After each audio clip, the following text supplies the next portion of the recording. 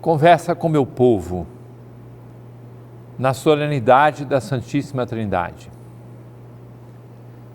O modelo está no alto. A Igreja nos convoca a caminhar juntos em espírito sinodal, expressão que já entrou no uso corrente em nossas paróquias e demais estruturas pastorais. E a Arquidiocese de Belém está realizando o seu primeiro sínodo arquidiocesano, participando intensamente do processo proposto pelo Papa Francisco, olhando também para o futuro, aguardando o sínodo por ele convocado para 2023. E nestes dias, estivemos envolvidos na realização de um encontro da Igreja Católica na Amazônia Legal Brasileira, em Santarém, aprendendo juntos a responder aos grandes e novos desafios que se apresentam à Igreja na Amazônia. Tudo converge para a experiência de comunhão e participação em vista da grande tarefa, a missão evangelizadora. Tais desafios nos recordam magistrais ensinamentos de São João Paulo II. Fazer da Igreja a casa e a escola da comunhão. Eis o grande desafio que nos espera se quisermos ser fiéis ao desígnio de Deus e corresponder às expectativas mais profundas do mundo. Antes de programar iniciativas concretas, é preciso promover uma espiritualidade de comunhão. Espiritualidade de comunhão significa, em primeiro lugar, ter o olhar do coração voltado para o mistério da Trindade, que habita em nós e cuja luz há de ser percebida também no rosto dos irmãos que estão ao nosso redor. Espiritualidade de comunhão significa a capacidade de sentir o irmão de fé na unidade profunda do corpo místico, isto é, como um que faz parte de mim, para saber partilhar as suas alegrias e os seus sofrimentos, para intuir os seus anseios e dar remédio às suas necessidades, para oferecer-lhe uma verdadeira e profunda amizade. Espiritualidade de comunhão é ainda a capacidade de ver antes de tudo o que há de positivo no outro, para acolhê-lo e valorizá-lo como dom de Deus. Um dom para mim, como o é para o irmão que diretamente o recebeu. Por fim, espiritualidade de comunhão é saber criar espaço para o outro, levando os fardos uns dos outros, rejeitando as tentações egoístas que sempre nos insidiam e geram competição, arrivismo, suspeitas, ciúmes. Não haja ilusões. Sem esta caminhada espiritual, de pouco servirão os instrumentos exteriores da comunhão. Revelar-se-iam mais como estruturas sem alma, máscaras de comunhão, do que como vias para a sua expressão e crescimento. Fixemo-nos na primeira proposta de São João Paulo II, ter o coração voltado para o mistério da Trindade. A Igreja não se organiza a modo de um parlamento, mas precisa olhar continuamente para o alto. O Pai das luzes e Criador, quando, digamos assim, abre a boca nos Evangelhos, volta-se para o Filho amado, como acontece no batismo de Jesus no Rio Jordão, na Transfiguração e uma terceira vez. Pai, glorifica o teu nome. Veio então uma voz do céu, eu já o glorifiquei e o glorificarei de novo. O Filho amado sempre se volta, por sua parte, sempre se volta para o Pai, para a sua vontade e o reino de Deus. Ele veio para revelar que Deus é Pai e que Deus é família, comunhão. Também quando anuncia o Espírito Santo de amor a ser derramado sobre a Igreja. O Espírito Santo, por sua vez, vem para explicar tudo e dar à Igreja a força necessária para a evangelização. O Pai ama o Filho, o Filho é amado pelo Pai e o Espírito Santo é amor. Na solenidade da Santíssima Trindade, assim reza a Igreja na liturgia das horas.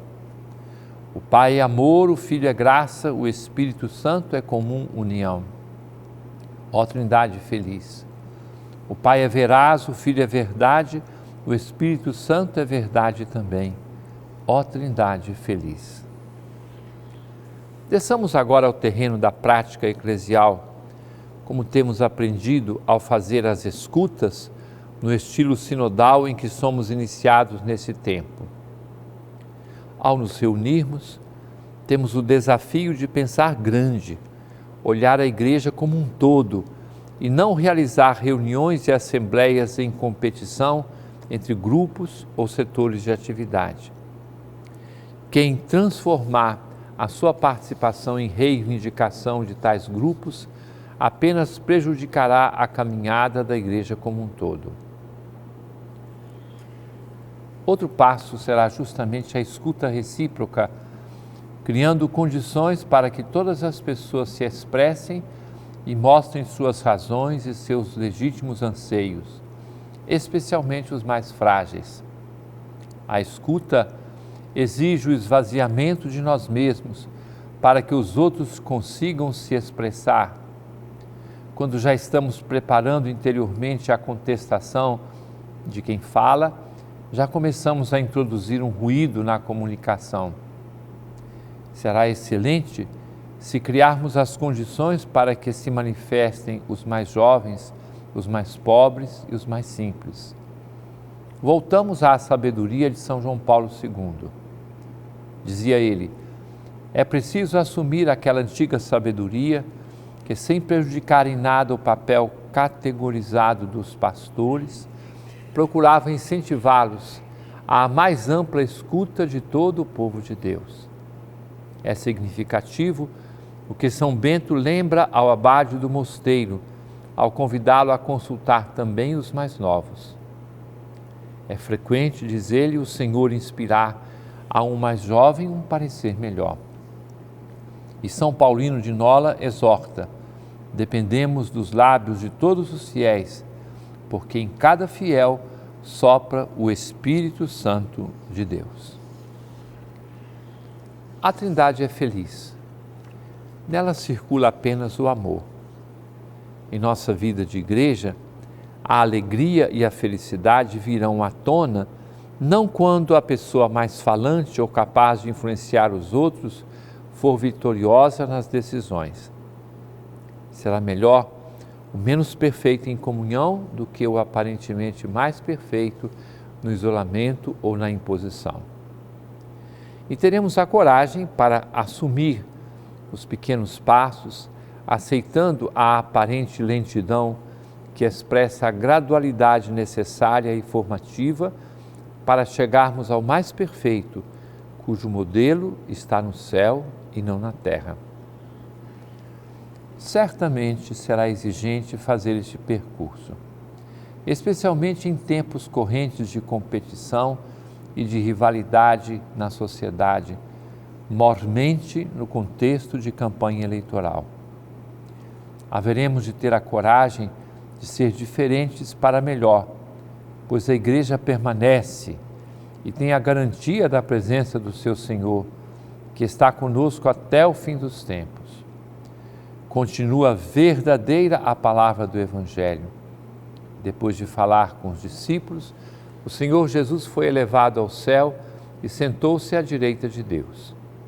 Então, os discípulos foram anunciar a boa nova por toda parte. O Senhor os ajudava e confirmava a sua palavra pelos sinais que a acompanhavam. A nós cabe atualizá-la, agindo em nome do Pai, do Filho e do Espírito Santo. Amém.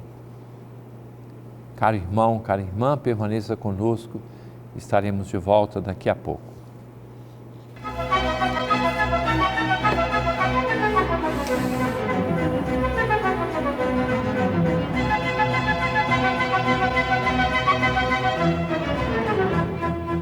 Conversa com meu povo. Caríssimo irmão, caríssima irmã, durante esta semana, os bispos todos da Amazônia Legal brasileira, assim como leigos e leigas, sacerdotes, religiosos, religiosas, estivemos reunidos em Santarém. Era uma ocasião muito bonita de comemorar os 50 anos de um documento feito em 1972 pelos bispos reunidos em Santarém. Ali nós tínhamos uma bela participação, uma representação do povo de Deus em nossas dioceses e prelazias.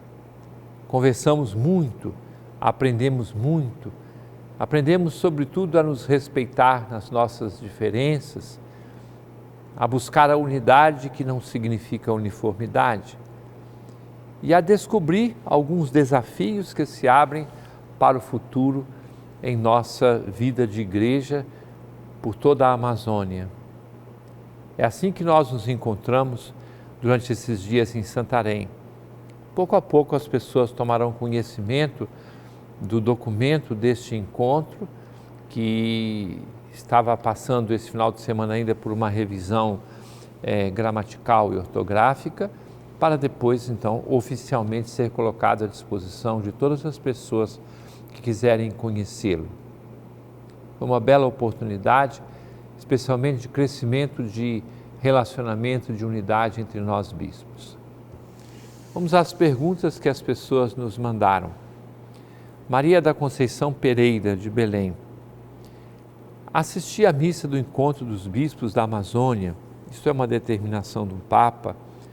O que um encontro como este ajuda na dinâmica da igreja? Ajuda muito. Não é que o Papa determinou, tem que fazer. Não. Foi uma iniciativa da parte dos bispos. O Papa tomou conhecimento, mandou uma bela carta de estímulo para o nosso encontro. Então, é um encontro de troca de experiências, de busca de diretrizes comuns, de busca de caminhos a serem percorridos por todas as dioceses da Amazônia.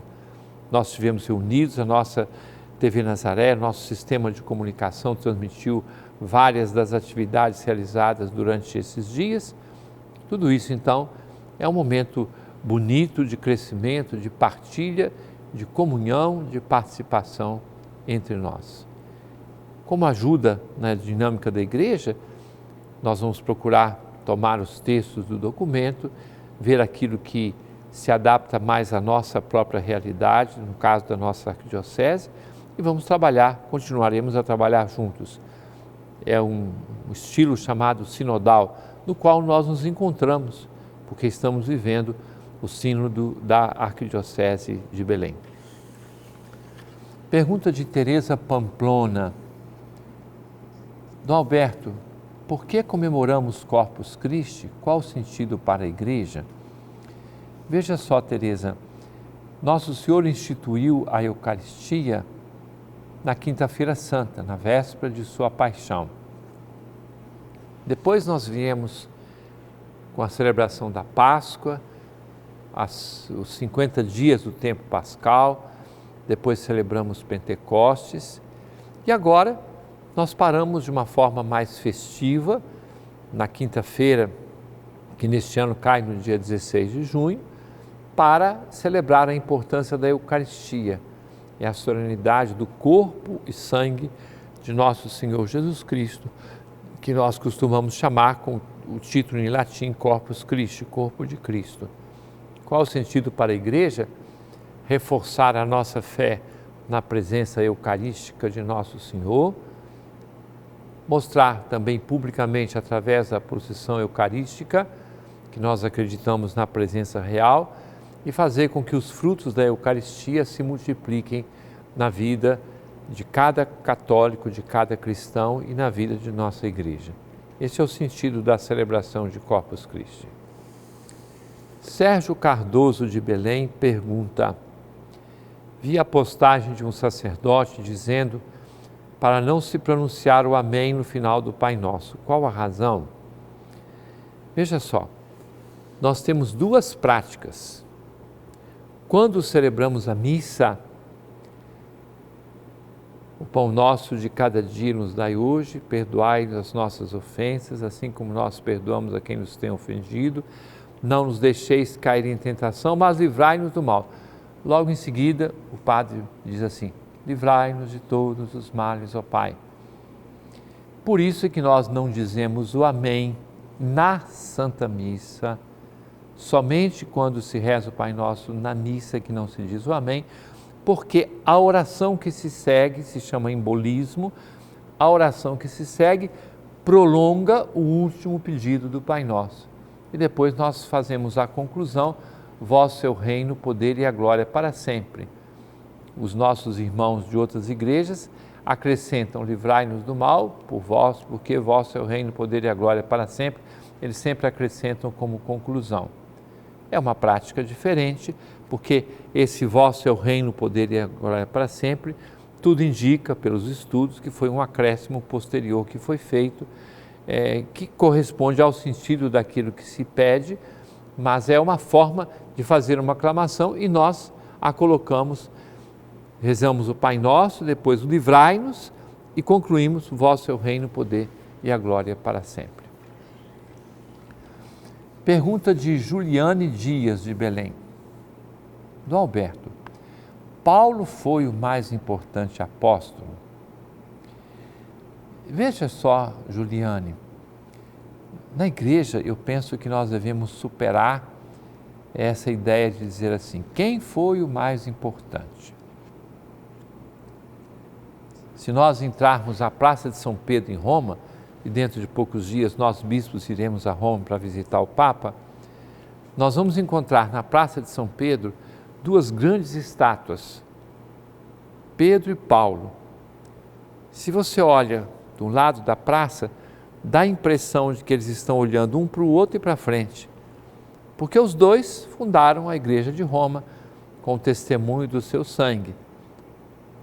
Se a gente vai à cidade santa de Roma, e nós bispos celebraremos nas grandes basílicas, nós temos a Basílica de São Pedro, onde reside o Papa, onde tem as grandes celebrações. Temos a Basílica do Cristo Salvador em São João de Latrão, que é a Catedral de Roma, a Catedral do Papa, que expressa justamente essa centralidade de Jesus Cristo. Então, toda essa dimensão bonita, São João de Latrão, João Evangelista, também João Batista, porque o batistério de lá homenageia João Batista. Nós temos a Basílica de Santa Maria Maior, a figura de Nossa Senhora. Nós temos a Basílica de São Paulo, fora dos muros, que expressa a missão. Então a igreja tem vários perfis, vários ângulos. Todos esses ângulos são muito importantes. Paulo, qual a contribuição que ele deu? Com a sua inteligência, com o seu zelo, ele fez a igreja se expandir. Mas, quando a gente vai a Roma agora, São Paulo, a certa altura, depois de começar a sua missão, ele diz assim: eu fui a Jerusalém para ver Pedro. Nós bispos estamos colocando em prática nesse mês a espiritualidade do ver Pedro. E São Paulo dizia assim: para saber se eu estava caminhando bem ou se porventura estivesse caminhando em vão. Que beleza! Quando Paulo se submete a Pedro, nós somos sucessores dos apóstolos. Nesses dias iremos a Pedro, o sucessor de Pedro hoje é o Papa Francisco, para ver como está a nossa caminhada, dar contas das nossas igrejas. É assim que a igreja caminha e é muito bonito que a gente entenda as coisas dessa forma. Pergunta do Alberto: onde posso encontrar leitura sobre a cremação de corpos na Bíblia? Certamente não vai encontrar, porque isso depende dos costumes culturais de vários locais, de vários ambientes. Não é que está escrito lá que tem que fazer cremação de corpos ou que tenha que sepultar, não é? De acordo com os ambientes, de acordo com as culturas, então tem uma forma de tratar os corpos daquelas pessoas que faleceram. Na igreja, ela permite que, se for o caso, a pessoa queira fazer a cremação de corpos. A Escritura diz assim: tu és pó e ao pó hás de voltar. Então você pode voltar ao pó através do corpo que é consumido ou às vezes através do corpo que é cremado, como já é costume em tantos lugares também entre nós. Caríssimo irmão, caríssima irmã, desejo que todos vivam bem este final de semana. Meu abraço aos namorados e namoradas, justamente porque homem e mulher que descobrem a vocação do matrimônio são chamados a se prepararem bem à vivência deste sacramento. Então, um abraço para os namorados e namoradas, lembrando que o dia do namorado e namorada é escolhido na véspera de Santo Antônio, santo que é conhecido como santo casamenteiro, porque ele ajudou algumas pessoas a se prepararem para o casamento. Então, um abraço e também um abraço para a festa de Santo Antônio, em tantos lugares, e Dom Antônio e eu estaremos percorrendo vários desses lugares durante esses dias para comemorar este santo de grande devoção no meio do nosso povo. E desça sobre todos a bênção de Deus Todo-Poderoso, Pai, Filho e Espírito Santo, e permaneça para sempre. Amém.